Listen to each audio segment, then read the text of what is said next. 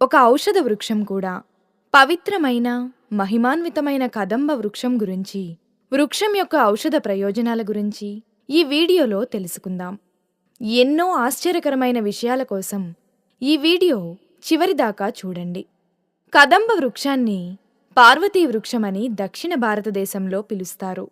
పార్వతీదేవికి ఈ చెట్టు పూలంటే చాలా ఇష్టం. అమ్మవారిని శ్రీ లలితా సహస్రనామాలలో కదంబ వనవాసిని అని కొలుస్తారు. మీనాక్షి అమ్మవారు కొలువుండే మధురను ఒకప్పుడు కదంబ వనం అని పిలిచేవారట.